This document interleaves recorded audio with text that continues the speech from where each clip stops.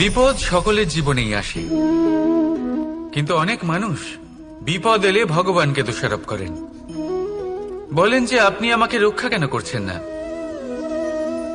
আপনার প্রতি আমার মনে অপার ভক্তি, সর্বদা আপনার জপ করি, তাও আপনি না আমাকে এই বিপদ মুক্ত হওয়ার কোনো পথ দেখাচ্ছেন, না এই বিপদ থেকে আমাকে বের করছেন।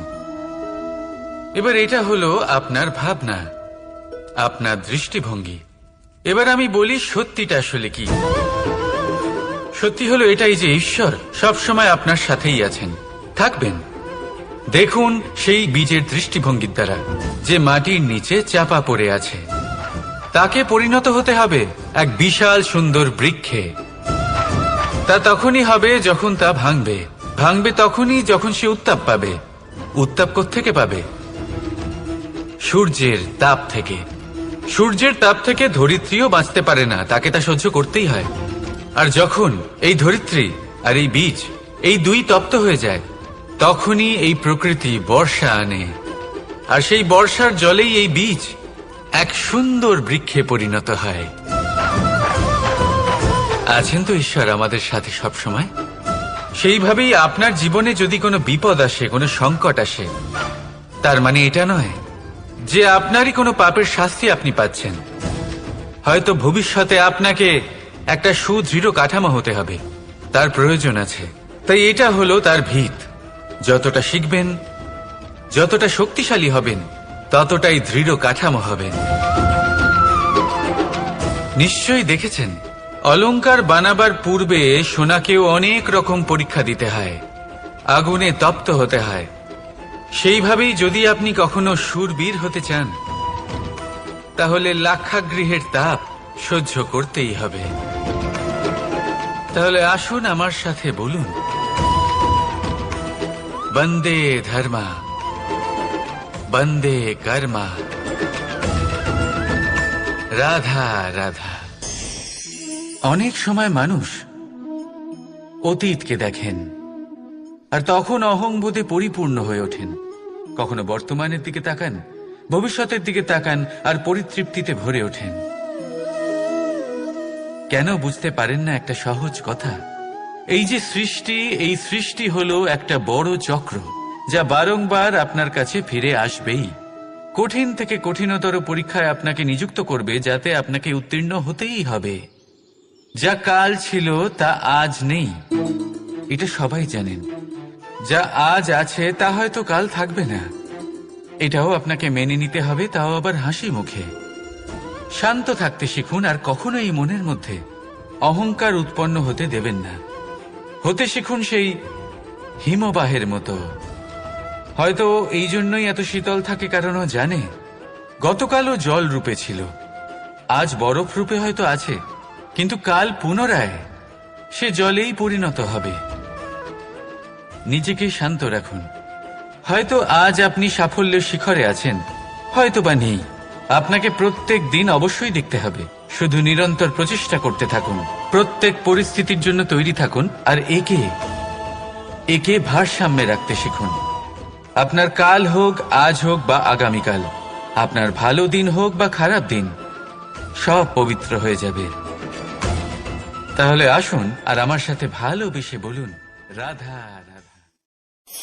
অন্ধকারাচ্ছন্ন রাত্রি যদি এসে থাকে, তাহলে আলোকিত প্রকাশ নিয়ে সূর্যও অবশ্যই আসে। রোগ যদি এসে থাকে, তাহলে তার ওষুধও অবশ্যই আসে। সমস্যা যদি আসে, তাহলে সেই সমস্যার সমাধানও নিজে থেকেই আমাদের কাছে চলেই আসে। এই সংসার, এই জীবনের শুধুমাত্র একটাই নিয়ম আছে, আর তা হলো এটাই, এই সংসার হলো একটা চক্রের মতো। এতে শাশ্বত বলে কিছু নেই, নিত্য বলে কিছু নেই, আর যা কিছুই রয়েছে সব বদলাতে চলেছে। যদি আপনার জীবনে দুঃখ থাকে, সমস্যা থাকে, যদি আপনি বিপদ দ্বারা আচ্ছন্ন, তাহলে মনে রাখবেন সবকিছু বদলে যেতে চলেছে। দুঃখের সময় কাঁদবেন না, মনকে আরো দুঃখী করে তুলবেন না, কারণ এখানে যা কিছুই এসেছে তা যাওয়ার জন্যই এসেছে। তাহলে এত চিন্তা কিসের? আনন্দ সহকারে জীবন যাপন করুন, আর আমার সাথে ভালোবেসে বলুন, রাধা রাধা। যদি কোনো সিংহ বানরের মতো গাছে চড়তে চেষ্টা করে তাহলে কি হবে? একটা মাছ যদি মাটিতে হাঁটতে চেষ্টা করে তাহলে কি হবে? তারা বিফলই হবে। কিন্তু এরকম কেন হয়? তার কারণ হলো প্রকৃতির রচনা কিছুটা এরকম। এখানে প্রত্যেকটি ব্যক্তিকে, প্রত্যেকটি প্রাণীকে আলাদা আলাদা গুণের অধিকারী করা হয়েছে এবং সকলকে একটা সীমাও প্রদান করা হয়েছে। এবার এই যে বৃক্ষ, পশু, পাখি, এদের মধ্যে সেই ক্ষমতাই নেই যে এরা নিজেদের যাচাই করতে পারবে, নিজেদের সীমাগুলো বুঝতে পারবে, নিজেদের সদ্গুণগুলো চিনতে পারবে। এরা সেটা করতে পারবে না। কিন্তু মানুষ তো আলাদা। মানুষের কাছে সেই বিশেষ শক্তি আছে যে তারা পূর্ণরূপে নিজেদের যাচাই করতে পারবে, নিজেকে পূর্ণরূপে বুঝতে পারবে, নিজের দোষ, নিজের অপগুণ, নিজের সদ্গুণ, নিজেদের সীমাগুলো তারা বুঝতে পারবে। আর এটা অত্যন্ত গুরুত্বপূর্ণ। কথায় আছে যে যদি সাফল্য লাভ করতে হয় তাহলে নিজেকে যাচাই করে নিতে হবে। তাই নিজেকে যাচাই করুন, নিজের সাথে পরিচিত হয়ে যান এবং জীবনে কর্ম করতে থাকুন। সাফল্যের শিখরে অবশ্যই পৌঁছে যাবেন। আর ওখানে যদি যান তাহলে এই মন প্রসন্ন হয়ে অবশ্যই বলবে, রাধা রাধা। বনের মধ্যে যদি আপনি কোনো বিষাক্ত সাপ দেখেন তাহলে কি করবেন? আপনি তখনই তার থেকে দূরে পালাতে চেষ্টা করবেন। আর এটা কেন করবেন? নিজের রক্ষার্থে। এই কথা আমি নয় মেনে নিলাম, কিন্তু নিজের জীবনে এটা করেন না কেন? আপনি যেখানেই যান, যে স্থানেই যান না কেন, প্রত্যেক সময়, প্রত্যেক মুহূর্তে এমন বিষাক্ত সাপ আপনি অবশ্যই খুঁজে পাবেন। আর সেই সাপ নয় যাদের আপনি বনে খুঁজে পাবেন। এরা হলো সেই সাপ যা আপনাকে পাপ করতে বাধ্য করবে। আপনার অন্তরের বাসনা, ক্রোধ, অহংকার, লোভ, ঈর্ষা, এদের বৃদ্ধি ঘটাবে। দেখুন, বনের এই সাপ আপনাকে একবার ছেড়ে দিতেও পারে, ছোবল নাও মারতে পারে, কিন্তু এই যে পাপরূপী সাপ আছে তা অবশ্যই ছোবল মারবে। কর্ম যদি করেন তাহলে অবশ্যই ফল পাবেন। সেই জন্য যখনই কোথাও যাবেন, যদি এমন কাউকে দেখেন, যদি এমন কিছু দেখেন যে আপনাকে পাপ করতে বাধ্য করছে, তাহলে সেই মুহূর্তে সেখান থেকে পালিয়ে যান। যেমন বনের সাপ দেখে আপনি পালাতে থাকেন। সৎকর্মের রক্ষা অত্যন্ত আবশ্যক। আসুন আর আমার সাথে ভালোবেসে বলুন, রাধা রাধা। মনুষ্য জীবনের সব থেকে বেশি গুরুত্বপূর্ণ বিষয় হল মনের একাগ্রতা। এই সংসারের যে কটি মহান কার্য সম্পাদন হয়েছে তা হল মনের এই একাগ্রতার একমাত্র ফল। আপনি অবশ্যই দেখে থাকবেন, অনেক ছোট বড় নদী যা বয়ে চলে তাদের সামনে একটা বাঁধ নির্মাণ করা হয় সেই সব নদীর জল সঞ্চয় করতে। বাঁধ হয়ে গেলে প্রয়োজন মতো বা মনের ইচ্ছে মতো তাকে ব্যবহার করা সম্ভব। এবার এটাই আমাদের মনের সাথেও সম্ভব। আমাদের মনের একাগ্রতা আজকের দিনে দাঁড়িয়ে বিভিন্ন ধরনের বিকার, ক্রীড়া এবং ভোগের মধ্যে ভাগ হয়ে গেছে। একে একত্রিত করতে হবে, একটা বাঁধ নির্মাণ করতে হবে, কর্মের বাঁধ। আপনাকে শুধু এটাই করতে হবে, যেটা উচিত কর্ম সেটাই করুন, যেটা অনুচিত কর্ম সেটা করা থেকে নিজেকে বিরত রাখুন। ব্যাস, এই কাজটাই আপনি করতে থাকুন, করতে থাকুন। মনের মধ্যে একাগ্রতার বাঁধ নির্মাণ করুন। আর একবার যদি তা নির্মাণ হয়ে যায় তাহলে যখন চাইবেন, যেখানে চাইবেন, যতটা চাইবেন একাগ্রতা প্রয়োগ করতে পারবেন। আর একবার যদি আপনি এটা শিখে যান তাহলে এই সংসারকে বদলে ফেলার মতো কাজ আপনি করতে পারবেন, সমাজকে শোধরাবার মতো কাজ করতে পারবেন। তাহলে এই মনকে একাগ্র করুন আর আমার সাথে ভালোবেসে বলুন, রাধা রাধা। আমরা সবাই ফল খাই, কিন্তু আমাদের সেই ফলই প্রিয় হয় যে পরিপক্ক হয়ে ওঠে, যেটা নম্র হয়, আর যে ফল অনেক বেশি মিষ্টি আর সুস্বাদু হয়ে থাকে, যাদের রঙে বাহার দেখা যায়। সেইভাবে জীবনে আমরা নানান মানুষের সাথে পরিচিত হই, কিন্তু সেই মানুষই আমাদের মন ছুঁয়ে যায় যারা বিনম্র স্বভাবের, যাদের বাণী খুব মধুর, যাদের অন্তরে আত্মবিশ্বাসের একটা তেজ, একটা রং দেখা যায়। এবার এমন ব্যক্তি আমরা কি করে হব? ঠিক সেইভাবেই যেমন একটা ফল রোদ, বর্ষা, শীত, বায়ু এই সকল সংকটময় পরিস্থিতির সম্মুখীন হয়ে পরিপক্ক হয়ে ওঠে, সেইভাবেই মানুষ সংকটময় পরিস্থিতির সম্মুখীন হয়ে পরিপক্ক হয়ে ওঠেন। যদি এই সংকটের সম্মুখীন হন তাহলে অভিজ্ঞ হবেন, আর এই অভিজ্ঞতাই শিক্ষা দিয়ে যাবে। এই অভিজ্ঞতা আমাদের শিখিয়ে দেয় যে আমাদের বিনম্র থাকতে হবে। অহংকার করে কোনো লাভ নেই। মধুর বাণীর যে কি মূল্য তা আমরা শিখতে পারি। এই অভিজ্ঞতাই আমাদের বুঝিয়ে দেয় যে উচিত অনুচিত কোনটা আমাদের দৃষ্টিভঙ্গি তৈরি করে, আর এই দৃষ্টিভঙ্গি দ্বারা আত্মবিশ্বাস জাগ্রত হয়। সেই জন্য জীবনে কখনো বিপদ থেকে দূরে পালাবেন না, সেগুলোর সম্মুখীন হন, অভিজ্ঞতা লাভ করুন, তার থেকে শিক্ষা লাভ করুন, এইভাবেই পরিপক্ক হবেন। আসুন আমার সাথে ভালোবেসে বলুন, রাধা রাধা। ধন সঞ্চয় করা সম্ভব, আর সেই জন্য ধন সব থেকে বেশি মূল্যবান সম্পত্তি নয়। এবার আপনি বলবেন, এ আমি কি বলছি? এই ধন খুব মূল্যবান, আমরা সকলে অর্জন করতে ব্যস্ত। সেটা এই কারণে, কারণ আপনারা জানেন না এই সংসারের সব থেকে বেশি মূল্যবান সম্পত্তি কি। এ হলো সেই সম্পত্তি যা কখনো সঞ্চয় করা সম্ভব নয়। আপনার কাছে যতই ধন থাকুক তা দিয়ে আপনি স্বাস্থ্য লাভ করতে পারেন, বাড়ি কিনতে পারেন, আদি ইত্যাদি, কিন্তু আপনি যতই ধনী হন না কেন, ফেলে আসা দিনের একটা মুহূর্ত আপনি লাভ করতে পারবেন না। এই একটা মুহূর্ত, এই সময়, এটাই হলো সংসারের সব থেকে মূল্যবান সম্পত্তি। একবার চলে গেলে তা কখনোই ফিরে আসে না। আর এই মুহূর্ত যতই চলে যাক না কেন, আমরা স্মৃতির মাধ্যমে সেগুলি যাপন করতে পারি, তার আনন্দ উপভোগ করতে পারি। আর যার সাথে আমরা সময় অতিবাহিত করেছি তার স্মৃতিতে আমরা চিরকাল জীবিত থাকতে পারি।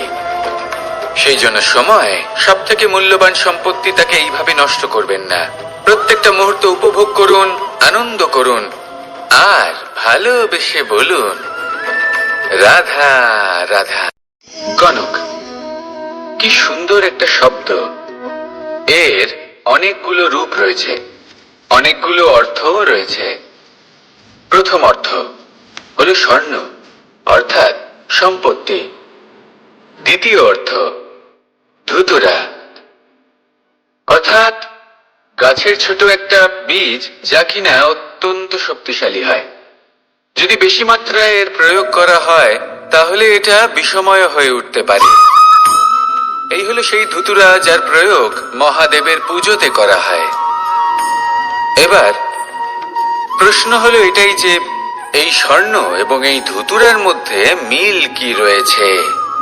মিল হলো এটাই যে এই দুটোই মানুষকে মত্ত করে তোলে। ধুতুরা মানুষকে তখন মত্ত করে যখন তাকে সেবন করা হয়, কিন্তু স্বর্ণ, ধন, সম্পত্তি, মানুষ এটা যতটাই অর্জন করে নেয় সেটাই যথেষ্ট। এই স্বর্ণ মানুষের ভাবনা চিন্তা করার ক্ষমতাকে বশ করে ফেলে। মানুষ সম্পত্তির লোভে মত্ত হয়ে ওঠে, কারণ যে যত চমৎকারী, যতটা অমূল্য হয় তাকে সামলানো কিন্তু ততটাই কঠিন, তাই না? তাই মনে রাখবেন, ধন, স্বর্ণ, সম্পত্তি এগুলো ধুতুরার থেকেও অনেক বেশি বিষাক্ত হতে পারে। তাই এর ওপর আত্মসংযমের একটা কবচ পরিয়ে রাখবেন এবং বিবেকের শক্তির সাথে এগুলো প্রয়োগ করুন, তবেই কল্যাণ হবে। আসুন আমার সাথে ভালোবেসে বলুন, রাধা রাধা। মানুষের জীবনে তিনটি গুণ অত্যন্ত প্রয়োজনীয়: শ্রদ্ধা, বিনম্রতা, যোগ্যতা। যদি জ্ঞান লাভ করতে চান তাহলে শ্রদ্ধার প্রয়োজন, যদি মান লাভ করতে চান তাহলে স্বভাবে বিনম্র হওয়া প্রয়োজন, আর যদি মনোবাঞ্ছিত স্থান লাভ করতে চান তাহলে যোগ্যতার প্রয়োজন। বিষয়টা সহজ। শ্রদ্ধা আপনাকে জ্ঞান দেবে, নম্রতা আপনাকে মান, আর যোগ্যতা উচিত স্থান দেবে। কিন্তু যদি আপনি এই তিনটি গুণ সম্মিলিত করেন তাহলে এমন কিছু লাভ করবেন যা এই সব কিছুর থেকে অনেক ঊর্ধ্বে। সম্মান। আর এ হলো সেই সম্মান যা প্রত্যেক মানুষের নিজের জীবনে লাভ করতে চেষ্টা করা উচিত, কারণ এই হলো সেই সম্মান যার কারণে আপনি চলে যাওয়ার পরেও এই সংসার আপনাকে ভালোবাসবে আর মনে রাখবে। আসুন আমার সাথে ভালোবেসে বলুন, রাধা রাধা। জীবনে গতি অত্যন্ত গুরুত্বপূর্ণ, মতিও হলো গুরুত্বপূর্ণ, এবং তার থেকেও বেশি গুরুত্বপূর্ণ হলো সঙ্গতি।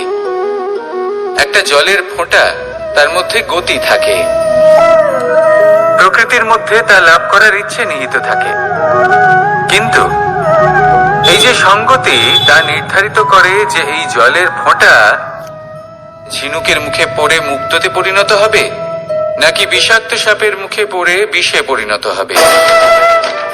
এবার দেখুন, এই জঞ্জাল স্বর্ণকারের দোকানের সামনেও থাকে, এবং জঞ্জাল একজন ব্যবসাদারের দোকানেও থাকে, কিন্তু জঞ্জাল যা স্বর্ণকারের দোকানে থাকে তা ব্যবসাদারের দোকানের জঞ্জালের থেকে অনেক বেশি মূল্যবান, কারণ তার মধ্যে সোনার কণার সঙ্গতি থাকে। সেই জন্য জীবনে সঙ্গতির উপর বিশেষ গুরুত্ব দেবেন। যেমন সঙ্গতি তেমনই আপনি হবেন। আসুন আমার সাথে ভালোবেসে বলুন, রাধা রাধা। প্রত্যেক প্রাণী ভালোভাবে জীবন যাপন করতে চান, এটা তাদের স্বভাবে আছে এবং ভাবাটা অনুচিত নয়। কিন্তু একটা ভালো জীবনের গুরুত্বপূর্ণ অংশ কোনটা? বসবাসের স্থান, সেই স্থান যেখানে আমরা জীবন অতিবাহিত করি। এবার মানুষ ভাবতে পারেন যে একটা ভালো বাসস্থানের অর্থ কি? সেই স্থান যেখানে সহজে জল পাওয়া যায়, যেখানে শুদ্ধ বায়ু পাওয়া যায়, যেখানে আনাজ উৎপন্ন হয়। এটা জীবনযাপনের জন্য পর্যাপ্ত বটে, কিন্তু ভালো জীবন যাপনের জন্য আরো একটা কথা আপনাকে বুঝতে হবে।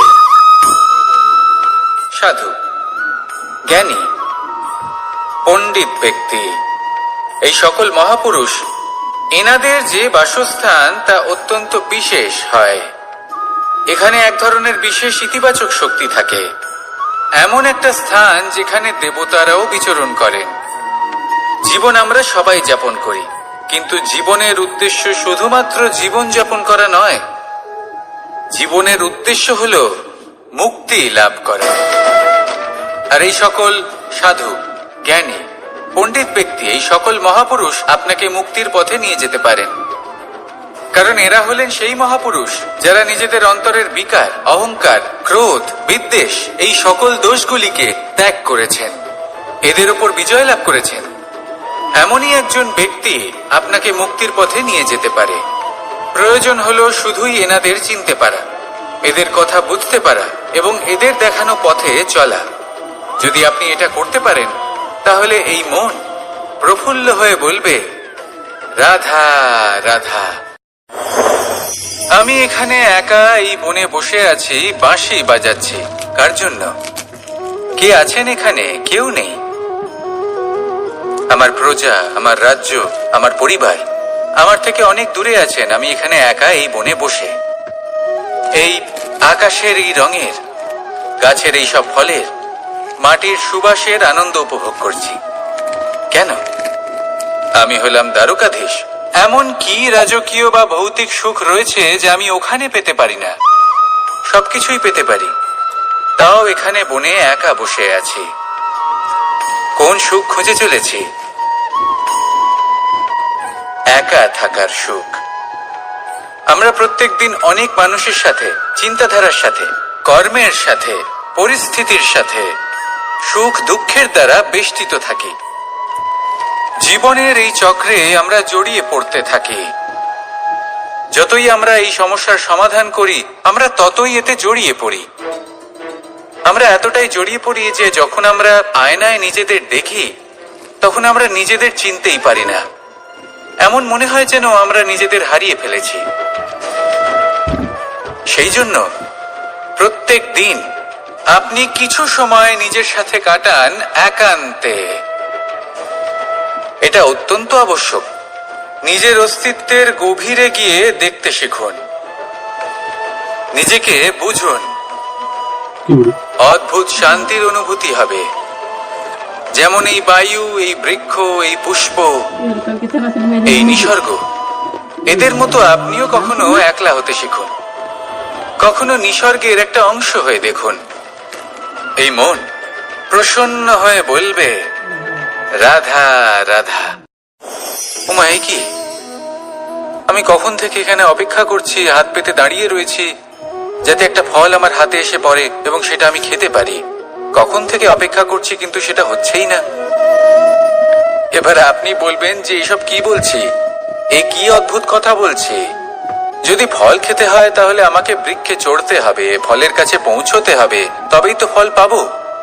এবারে এটা অত্যন্ত সহজ ব্যাপার, কিন্তু এই বিষয়টা আপনি নিজের জীবনের প্রসঙ্গে ভেবে দেখুন। লক্ষ্য কোথায় আছে আপনি জানেন, সেই লক্ষ্যে পৌঁছানোর পথ কি সেটাও আপনি জানেন, সেই পথে চলার ক্ষমতাও আপনার রয়েছে, কিন্তু তাও আপনি নিজের লক্ষ্য লাভ করতে পারছেন না। কেন? কারণ আপনি অপেক্ষা করছেন যে লক্ষ্য আপনার সামনে চলে আসবে, কিন্তু তা হয় না। লক্ষ্য সে যাই হোক না কেন, ধন হোক, প্রেম হোক, কোনো সম্মান হোক বা মোক্ষ হোক, যদি আপনি তার দিকে অগ্রসর না হন তাহলে ফল প্রাপ্তি অসম্ভব ব্যাপার, তা কোনোদিনই হবে না। সেই জন্য আপনার চোখের সামনে আপনি যদি নিজের লক্ষ্যকে দেখতে পান তাহলে উঠুন এবং সেই দিকে অগ্রসর হতে শুরু করুন। নিজের অন্তরের সকল অশুভ গুণ দূর করুন, অলসতা ত্যাগ করুন, অজ্ঞানতা ত্যাগ করে দিন এবং চলতে থাকুন। অবশ্যই মনোবাঞ্ছিত ফল লাভ করতে পারবেন। মনে রাখবেন, চলতে থাকলে তবেই লক্ষ্য প্রাপ্তি হবে। অপেক্ষার দ্বারা শুধুমাত্র মৃত্যু লাভ হবে। আসুন আমার সাথে ভালোবেসে বলুন, রাধা রাধা। আমি দ্বারকাধীশ এবং আমার সভাতে বিভিন্ন সময় বিভিন্ন ধরনের মানুষ আসেন, নিজেদের দাবি নিয়ে, নিজেদের ইচ্ছে নিয়ে। কখনো কেউ ভোজন চান, আবার কখনো কেউ ওষুধ, কখনো কেউ বস্তু চান, কেউ আবার চান বস্ত্র। কারোর জ্ঞান চাই, কারোর ধন চাই, আবার কারোর বাসস্থান। অনেক সময় আমি এই অনুরোধ, এই ইচ্ছে পূর্ণ করি না। এবার আপনি এটা ভাবতেই পারেন যে কৃষ্ণ তো তাহলে লোভী, ওর কাছে তো সবকিছুই রয়েছে, তারপরেও সে নিজের প্রজার ইচ্ছে পূর্ণ করে না, তাদের সমস্যাগুলি বুঝতে পারে না, তাদের সুখ স্বাচ্ছন্দ্য প্রদান করে না। আসল সত্য হলো এটাই যে কোনো সবল ব্যক্তি, যে কোনো গৃহস্থ ব্যক্তি যে কাজ করতে সক্ষম, তার পরিশ্রম দ্বারাই নিজের প্রয়োজনগুলি এবং ইচ্ছেগুলি পূরণ করা উচিত।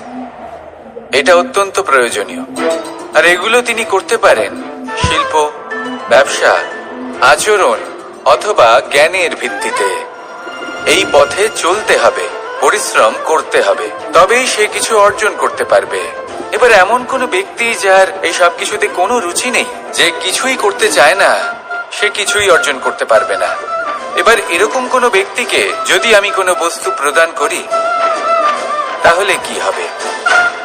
সে পরাধীন হয়ে যাবে, আর সেটা উচিত হবে না। তাহলে কি করা উচিত? তাকে পথ দেখানো, তাকে বোঝাতে হবে যে কোন পথে চলে তুমি নিজের লক্ষ্য প্রাপ্ত করতে পারবে। শিল্প, জ্ঞান, আচরণ এবং ব্যবসা, এই পথে কিভাবে চলে সেটা শেখাতে হবে, আর আমি সেটাই করি। তার ফলে কি হয়? ব্যক্তি স্বাধীন হয়ে যায়। সংসারে সে যা চাইবে তাই প্রাপ্ত করতে পারবে, কখনো কারোর থেকে কিছু চাইবার প্রয়োজন পড়বেই না। এই কথাটা সবসময় মনে রাখবেন। যখনই দান করবেন তা ভাবনা চিন্তা করে এমন ভাবে দান করবেন যাতে সামনের ব্যক্তি স্বাধীন হতে পারেন, পরাধীন নয়। আসুন আমার সাথে ভালোবেসে বলুন, রাধা রাধা। করতে শিখুন। পাণ্ডব, পাণ্ডবরা বন থেকে এসেছিলেন। ওনাদের কাছে না কোনো ধন ছিল, না কোনো সম্পদ, না বিদ্যা। নিজের পরিশ্রমের দ্বারা ওনারা বিদ্যা অর্জন করেছিলেন, আর তার দ্বারাই সম্পদ অর্জন করলেন আর ধনও অর্জন করলেন। এই পাণ্ডব ছিলেন অত্যন্ত কুশল এবং শক্তিশালী। যুধিষ্ঠির নিজের পরিশ্রম দ্বারা এমন জ্ঞান অর্জন করেছিলেন যে এই সংসার ওনাকে ধর্মরাজ যুধিষ্ঠির অভিহিত করেছিল।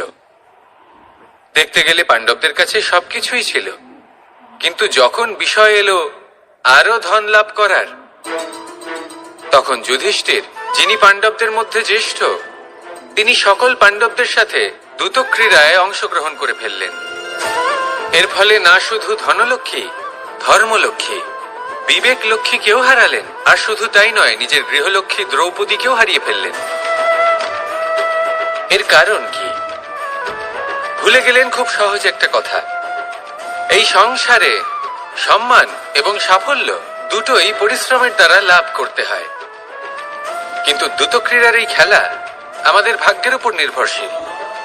এই সংসারে দুটি পথ রয়েছে, একটা পথ যেখানে কর্ম এবং পরিশ্রমের দ্বারা আপনি নিজের পথ নিজেই রচনা করতে পারবেন, আর দ্বিতীয় পথ হলো যেখানে এই ভাগ্য এক মুহূর্তে আপনাকে শিখরেও পৌঁছে দিতে পারে, আবার ধূলিসাৎ করে দিতে পারে।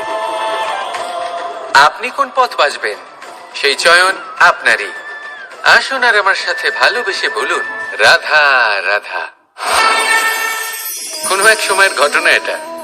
মা এবং বাবা হাটে গিয়েছিলেন, তখন আমি আর দাদা গিয়েছিলাম গরু চড়াতে। আমরা বাড়ি ফিরে এলাম, আর মা সেই সময় একটা কাজ করতেন, যখনই হাটে যেতেন দরজা তালা বন্ধ করে যেতেন। উনি খুব ভালো করে জানতেন যে যদি ওনার এই মাখন চোর সঠিক সময়ে পৌঁছে যায় তাহলে এক ফোঁটাও মাখন আর অবশিষ্ট থাকবে না। এবার ঘটনা কিছুটা এরকম হলো যে মা আর বাবা মাঝে মাঝে হাটে যেতেন, তাই মাঝে মাঝেই দরজা তালা বন্ধ করতে হতো। যখন মা আর বাবা ফিরে এলেন তখন বাবা ভুলে গিয়েছিলেন যে এই চাবির গোছা থেকে ঠিক কোন চাবিটা দরজার তালা খোলার জন্য উপযোগী। উনি চেষ্টা করতে শুরু করে দিলেন, একটার পর একটা চাবি দিয়ে উনি চেষ্টা করতে থাকলেন, কিন্তু সেই দরজার তালা তো খুলতেই চাইছিল না। ওনার মাথা থেকে ঘাম পড়তে শুরু করলো। তখন মা বললেন যে তালা ভেঙে দেওয়া যাক। মা চলে গেলেন, আর বাবা বললেন না না দাঁড়াও, আর কিছু চাবি বাকি আছে, এটা হয়তো খুলতে পারবো। মা হাতুড়ি নিয়ে চলে এলেন সেই তালা ভাঙার জন্য, আর তখনই বাবা শেষ চাবিটা প্রয়োগ করলেন আর দরজার তালা খুলে গেল। যদি উনি চেষ্টা না করতেন তাহলে এই তালাটাও ভেঙে যেত আর চাবিটাও নষ্ট হয়ে যেত, ঠিক কিনা? এবার এই ঘটনাটা আমি দেখেছিলাম, আর আমার মনে হলো যে কখনো কখনো এই চাবির গোছার মধ্যে থেকে শেষ চাবিটাও কিন্তু জীবনের দরজা খুলে দিতে পারে। সেজন্য আপনি যদি জীবনে সাফল্য লাভ করতে চেষ্টা করেন, নিজের লক্ষ্যে পৌঁছতে চান, তাহলে হার মানবেন না। হয়তো দেখবেন আপনার পরবর্তী প্রচেষ্টা বা এই অন্তিম প্রচেষ্টা আপনাকে সাফল্যের পথে নিয়ে গেল। তাই নিরন্তর প্রচেষ্টা করতে থাকুন, জীবনে সাফল্য লাভ করুন। যজ্ঞের আগুনকে শুভ বলে মনে করা হয়, আর সেখানেই চিতার আগুনকে অশুভ মনে করা হয়। এমনটা কেন হয়? এখানে বিষয়টা হলো লক্ষ্য, বিচার এবং সঙ্গের। যখন আমরা যজ্ঞ করি তখন আমাদের লক্ষ্য কি হয়? পরিবেশকে আরো পবিত্র করে তোলা, ইতিবাচক করে তোলা। আমাদের লক্ষ্য শুভ হয়। তারপরে আসে বিচার। এই পরিস্থিতিতে সেই বিচার হলো অগ্নি। স্ফুলিঙ্গ থেকে তীব্র আকার ধারণ করে সমস্ত কাঠকে পুড়িয়ে দেয় এবং সুগন্ধ ছড়িয়ে দেয়। অর্থাৎ যদি আপনার লক্ষ্য শুভ হয় তাহলে তা নিজেই শুভ বিচারধারাকে আমন্ত্রণ জানায়। এই শুভ বিচার তখনই আসবে যখন আপনার সংকল্প শুভ হবে। অন্যদিকে হলো চিতার আগুন। এর লক্ষ্য কি? একটা দেহকে পরধামে পৌঁছে দেওয়া।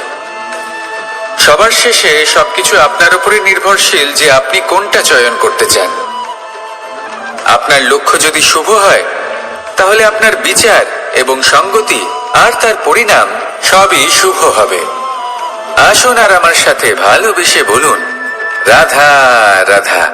এই সংসারের প্রত্যেক বস্তুর, প্রত্যেক পরিস্থিতির, প্রত্যেক আবেগের দুটি দিক আছে। এর মধ্যে পার্থক্য করা সম্ভব শুধুমাত্র দৃষ্টিভঙ্গির দ্বারা। যদি কোনো ব্যক্তি পর্বত শিখরে দাঁড়িয়ে থাকেন তাহলে উনি এটাই দেখতে পাবেন যে এই জলের ধারা সমুদ্রের দিকে বয়ে চলেছে। আরেক ব্যক্তি যিনি সমুদ্রের কাছে দাঁড়িয়ে আছেন তার এটাই মনে হবে যে এই জলের ধারা সমুদ্রের দিকে আসছে। এখানে বিষয়টা হলো দৃষ্টিভঙ্গির, আর এটাই সময়ের সাথেও হয়ে থাকে।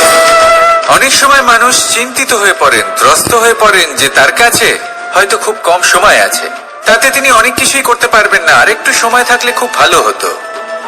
তিনি এভাবেও ভাবতে পারেন যে অল্প হলেও সময় বাকি তো রয়েছে, অর্থাৎ যা অবশিষ্ট আছে তাকে সংরক্ষণও করা সম্ভব। তা সাথে জীবন যাপনও করা সম্ভব। আর এটা নির্ভর করছে আপনার উপর। তাই দৃষ্টিভঙ্গি ইতিবাচক রাখুন। জীবনে দুই ধরনের আবেগ রয়েছে যার কোনো মূল্য নেই। আমার কথার অর্থ এটা নয় যে এদের কোনো গুরুত্ব নেই, গুরুত্ব যথেষ্টই রয়েছে, শুধু এদের জন্য আপনাকে কোনো মূল্য দিতে হয় না। প্রথম আবেগ হলো আনন্দ, প্রসন্নতা। এটা আপনি যে কোনো জায়গায় খুঁজে পেতে পারেন যদি আপনি খুঁজে পেতে চান। আপনি কোনো পুষ্পের সৌন্দর্য দেখে প্রসন্ন হতে পারেন। বায়ুর কারণে যখন একটি বৃক্ষ শিহরিত হয় সেটা দেখে আপনি প্রসন্ন হতে পারেন। একটা ছোট্ট শিশুর কলরব শুনেও আপনি প্রসন্ন হতে পারেন। একটা ক্রন্দনরত বালককে হাসিয়ে আপনি প্রসন্ন হতে পারেন। সবকিছু আপনার উপর নির্ভরশীল। সেখানে আরেকটি আবেগ হলো দুশ্চিন্তা। মানুষ বড়ই দুশ্চিন্তা করতে থাকে। আজ আমি এই কাজ করেছি, সেই বিষয়ে চিন্তা। আজ আমি এই কাজ করতে পারিনি, সেই বিষয়ে চিন্তা। কাল আমাকে এই কাজ করতে হবে, সেই নিয়ে চিন্তা। আমি কি সেই কাজটা করতে পারবো, সেই বিষয়েও দুশ্চিন্তা। চিন্তা সর্বত্র রয়েছে, যার জন্য মূল্য দিতে হয় না। যত চান আপনি একত্রিত করতে পারেন। একটা গুরুত্বপূর্ণ কথা মনে রাখবেন, প্রসন্নতা জীবনের একটা নতুন সূত্রপাত। সেখানে দুশ্চিন্তা হলো জীবনের চিতার সমান। এবার এই দুটি আবেগ হলো মূল্যহীন, দুটোই আপনার সামনে আছে। কোনটা চয়ন করবেন আপনি, দুশ্চিন্তা নাকি প্রসন্নতা? সিদ্ধান্ত আপনারই। আসুন আর আমার সাথে ভালোবেসে বলুন, রাধা রাধা। ধন, সম্পত্তি, এগুলো আসলে কি? এগুলো শুধু সেই মূল্য যার দ্বারা আমরা কোনো কিছু অর্জন করতে পারি। এবার এই ধনের দ্বারা এই সংসারে অনেক কিছু লাভ করা সম্ভব, কিন্তু সেই সবকিছুই শুধুমাত্র ভৌতিক বস্তুই হবে, ভৌতিক সামগ্রী, ভৌতিক সুবিধা। অর্থাৎ আপনার কাছে যতই ধন থাকুক, তা আপনাকে শান্তির ঘুম এনে দিতে পারবে না। আপনাকে জীবনের বাস্তব সুখের অনুভূতি লাভ করাতে পারবে না, কারণ এগুলো ভৌতিক ধন। এই ভৌতিক বস্তুই অর্জন করাতে সক্ষম। বাস্তবিক ধন কি? যদি এই প্রশ্ন আপনার মনে আসে, তাহলে তার উত্তর আমি আপনাকে দেব একটা উদাহরণের মাধ্যমে। কখনো আপনি শুনে থাকবেন যে একজন পিতা আজীবন অনিষ্ট করেন, অনর্থ করেন, খারাপ কাজ করেন শুধু ধন অর্জনের জন্য। তিনি ভাবেন যে আমি ধন অর্জন করব আর নিজের সন্তানকে একটা উজ্জ্বল ভবিষ্যৎ প্রদান করব, একটা সুখ স্বাচ্ছন্দ্যময় জীবন দান করব।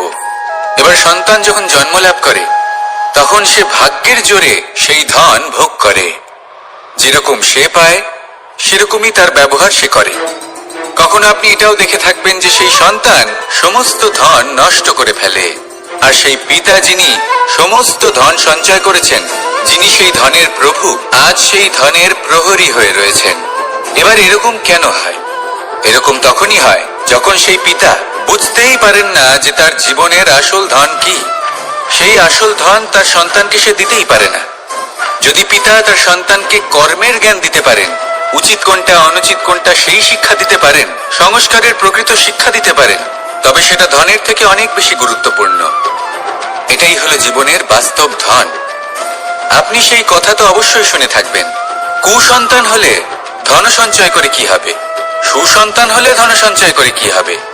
সন্তান যদি কুপুত্র হয় তাহলে সব নষ্ট করে ফেলবে, আর সন্তান যদি সুপুত্র হয় তাহলে ধন থাকুক না থাকুক, সে নিজেই কর্মের পথে অগ্রসর হয়ে ধন অর্জন করবে আর নিজের জন্য এক উজ্জ্বল ভবিষ্যৎ গড়ে তুলবে। তাই সন্তানকে সম্পদ দেওয়ার আগে কর্মের জ্ঞান দান করুন, সুশিক্ষা দিন, কারণ এটাই হলো জীবনের প্রকৃত ধন। আসুন আর আমার সাথে ভালোবেসে বলুন, রাধা রাধা। একবার একটা শেয়াল বনে বিচরণ করছিল। ও একটা ছোট্ট শাবক দেখতে পেল। ও ভাবলো, আজ একেই আমি খাবার হিসেবে গ্রহণ করব।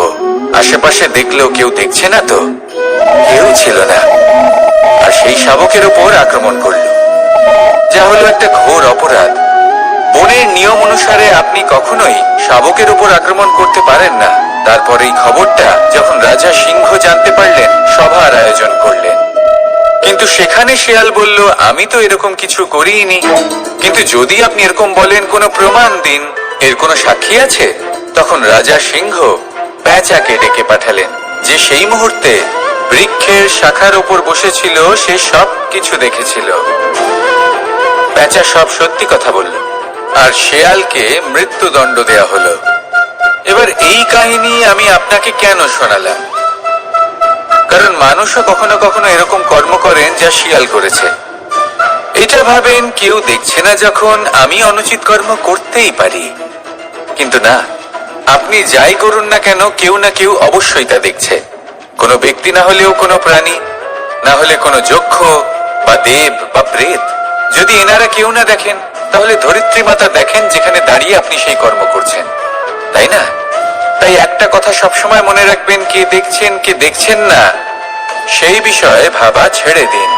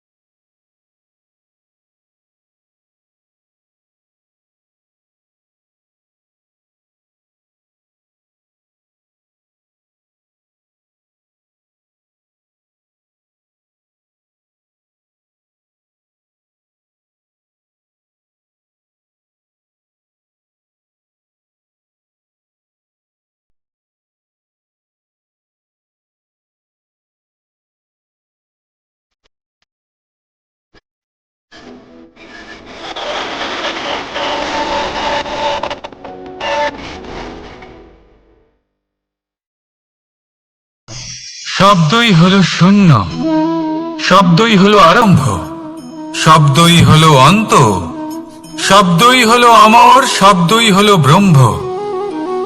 এই শব্দ হলো অত্যন্ত বিশেষ। কেউ কাঁদলে তাকে হাসিয়ে তোলে, কেউ হাসলে তাকে কাঁদিয়ে দেয়।